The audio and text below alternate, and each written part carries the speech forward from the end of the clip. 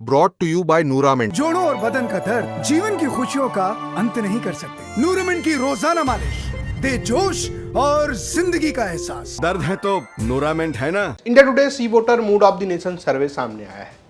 तो सवाल ये कि क्या बता रहा है ये मिजाज, देश का मिजाज लोकसभा चुनाव में किसको कैसी बढ़त मिल रही है, ये हम आपको बताएंगे। तो सवाल ये कि उत्तर प्रदेश में क्या होगा। अगर आज लोकसभा के चुनाव होते हैं तो उत्तर प्रदेश में किसका माहौल बनता नजर आ रहा है। C Voter India Today Mood of the Nation हर 6 महीने में आता है। इससे पहले जनवरी में आया था, अब अगस्त में आया है और हर 6 महीने बाद जो तस्वीर, जो मिजाज या कहिए जो भी माहौल बदलता है उसकी एक जानकारी या कहिए एक झलक देखने को मिलती है। इस सर्वे के मुताबिक अगर हम आपको बताएं आज उत्तर प्रदेश में क्या स्थिति है तो वो स्थिति लगभग 2024 के बरक्स सामने नजर आ रही है। बीजेपी को एक सीट का फायदा होता नजर आ रहा है और इंडिया गठबंधन को एक सीट का नुकसान। लेकिन एक कमाल की बात इसमें यह भी है कि कांग्रेस को ज़्यादा फायदा हो रहा है, समाजवादी पार्टी को उसके बरक्स थोड़ा नुकसान हो रहा है। क्या है ये पूरा समीकरण, वो हम आपको बताते हैं। तो India Today Mood of the nation सर्वे के मुताबिक अगर आज लोकसभा के चुनाव होते हैं तो उत्तर प्रदेश में 38 सीटें एनडीए को मिलेंगी, 41 सीटें जो है वो इंडिया गठबंधन को मिलेंगी और एक सीट जो है वो यहाँ पर अदर्स को मिलती नजर आ रही है। दरअसल यहाँ पर इंडिया गठबंधन जो 43 सीटों पर था 2024 में, वो घटकर 41 सीटों पर आता नजर आ रहा है और 36 सीटों से बढ़कर एनडीए जो है वो 38 सीटों पर जाता नजर आ रहा है। बीजेपी को यह सर्वे जनवरी में 44 सीटें देता नजर आ रहा था, लेकिन अब ये बीजेपी को 34 सीटें देता नजर आ रहा है। यानी कि बीजेपी को 6 महीने में उत्तर प्रदेश में 10 सीटों का नुकसान हुआ। इस 6 महीने में क्या क्या बदला है।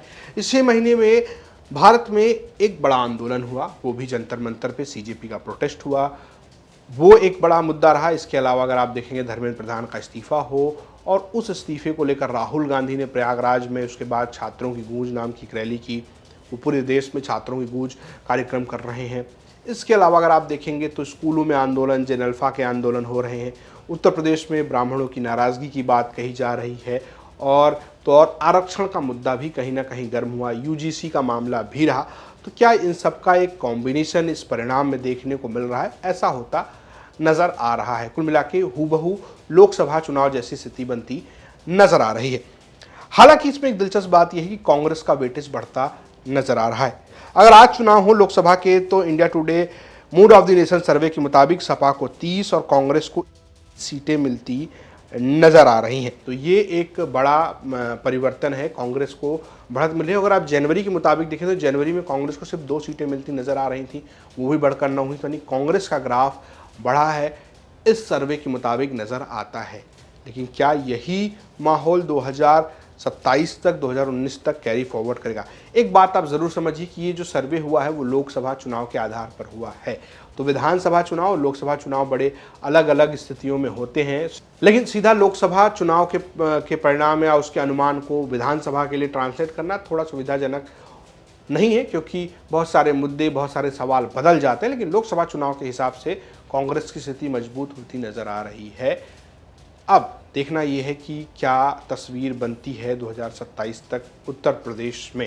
लेकिन अगर आप देश की मिजाज की बात करेंगे तो साफ साफ India Today Mood of the nation सर्वे में बीजेपी गठबंधन की सरकार बनती नजर आ रही है। कांग्रेस अच्छा कर रही है, लेकिन वो इतना अच्छा नहीं कर रही है कि वो इस गैप को पाट पाए। इंडिया और एनडीए का अगर आप वोट शेयर गैप देखेंगे तो लगभग 6% बना हुआ है अभी भी। ये सर्वे है, सर्वे इशारा करता है, जनता जनादेश देती है। आपको क्या लगता है, आप हमें कमेंट बॉक्स में बता सकते हैं। देखते हुए तक नमस्कार।